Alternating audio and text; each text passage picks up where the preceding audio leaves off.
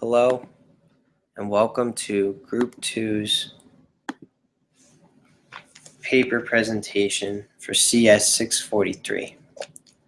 My name is Anthony Costa and my partner's name is Lukman Alawu, and we are going to present about Inside the Social Networks Data Center Network by Arjun Roy, Hungji Zen, Jasmeet Baga, George Porter, and Alex C. Snorin.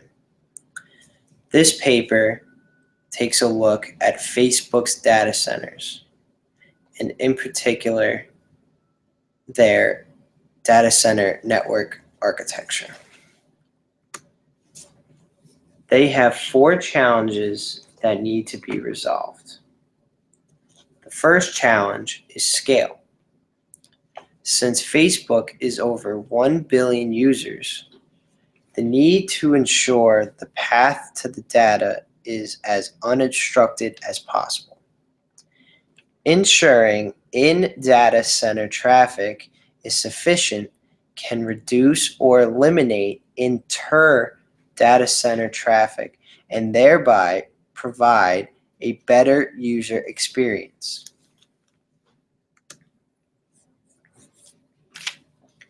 The second challenge is bursty traffic. Bursty traffic, in its simplest form, is inconsistent where some patterns of data traffic are high and some patterns are low. The engineering problem for Facebook is to be ready to load balance during periods of high user demand without inadvertently creating hotspots or bottlenecks. It can happen at any time, and the amount of traffic is unknown until it occurs. The next challenge is that Facebook offers many different services, including Facebook Chat, Games, Facebook Live, where one is able to live stream their actions, and anyone who is friends with them can watch and comment. And of course, a search function that enables users to connect, to find friends, interests, or groups to join. These services have different data requirements. For example, search queries are often short requests with medium-sized results, whereas Facebook Live requires constant data traffic because it is a streaming service. The final challenge is pattern analysis. Because of the large number of unique services and types of users on the largest social network application in the world, it is imperative to discover patterns of application usage and service utilization. For example, some people use Facebook strictly to upload pictures so their friends and family can stay in touch, while other people are on Facebook almost every day and document their routines and thoughts on current events. These 2 types of people create 2 different traffic patterns. The occasional user who is uploading photos is unpredictable and may cause a lot of traffic in a short amount of time. The frequent user has a predictable and consistent traffic pattern. The network design has to account for both of these behaviors. The current data center design for Facebook includes rack-specific services. This means that all servers in a single rack provide the same service. For example, web, cache, and database servers are all sorted into racks. Additionally, Facebook does not utilize any virtualization. All servers that provide a specific service are physical servers.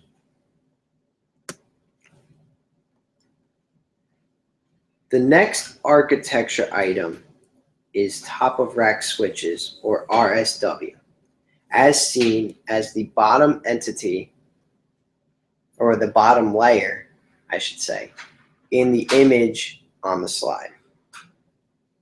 This means that all servers in a rack are connected to the RSW, and in order to communicate to other services, they need to communicate to the cluster switches, or CSW.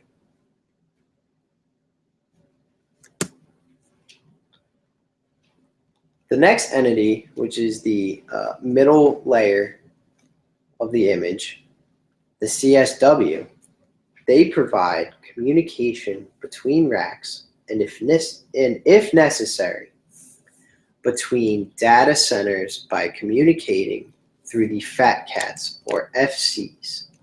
FCs are the top layer of this architecture, and they make up the backbone of a specific data center. And without them, services would not be able to communicate to other data centers or even to other users. The authors of this paper discovered that there is very little traffic that occurs within a rack, as noted by the light blue lines on the bottom of the graph shown. This is understandable because all servers in a rack are providing the same service. Thereby, server-to-server communication within a rack is virtually zero. This is highly inefficient as it creates high between-rack communications. The authors then observed high inter-rack traffic as noted by the dark blue lines in the graph. This communication is by design because each rack is providing one service, and for any other service needed to satisfy the user's request, a query needs to be made to another rack. This graph indicates moderate inter-data center traffic. This indicates that most user requests are being satisfied within a single data center. This infers that the application layer load balancing and cache consistency is highly effective. This system's architecture design seems to be delivering an acceptable user experience. As we move past the author's discoveries and observations, we turn our attention to our proposed architecture enhancements. Our first recommendation is to create multi-purpose racks. In particular, have each rack contain both web and cache servers. This is a big departure from Facebook's current design because we are attempting to minimize inter-rack traffic. You will note in this graph that the web servers have a high rate of inter-rack traffic noted by the dark blue lines that indicate intra-cluster traffic. In fact, 75 to 80% of all communications for web servers are inter-rack. This graph indicates traffic rates on cache servers. Again, you will note by the dark blue lines that the high majority, around 95%, according to my calculations, of traffic is inter-rack or intra-cluster. To validate the traffic observations noted on the previous two slides, this chart is a breakout of traffic percentages among types of servers/racks. You will note on the web server row, which is the first row in the chart, that 63.1% of its traffic goes to cache servers. Conversely, on the follower cache servers, which is the second row that's titled cache-f, and I'll explain what follower cache servers are right now. Follower cache servers are cache servers that store the most frequently used objects. Those cache servers have 88.7% of its traffic go to web servers. This clearly proves our theory that by combining web and cache follower servers, that inter-rack traffic will be dramatically reduced.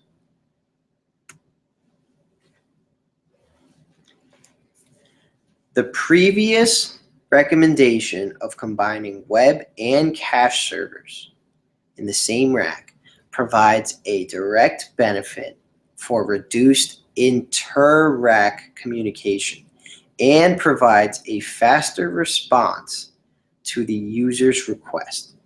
However, there are also secondary/residual benefits. One benefit, which is of note, will be the reduced requirement for high network device buffer utilization. The research indicated that with short, bursty requests and responses, buffer utilization is very high and requires an over-engineered network device, such as a high amount of RAM in routers and switches. By reducing inter-rack communication, routers and switches would require less memory and would now be able to allot more CPU to traffic management instead of memory management. This will also reduce the amount of time a user waits for a response. The next step in this process, if our proposed recommendations were approved, would be implementation. The new design should first be tested in a performance lab. The first creation of mixed-use racks will need to be designed and implemented. Mixed-use racks are our term for a rack that has both web and cache servers on them.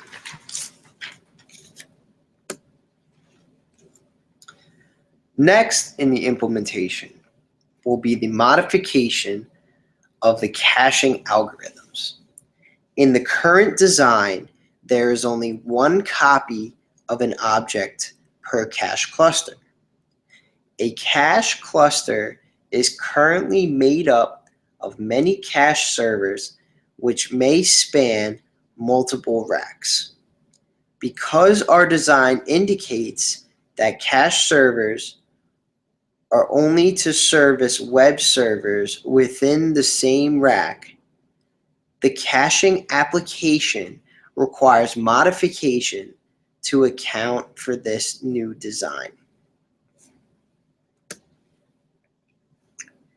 During QA performance lab testing, all systems and network devices need to be monitored to A, determine if the primary recommendation achieved its design objective and B, determine and discover any and all secondary/residual benefits as noted earlier with reduced buffer utilization.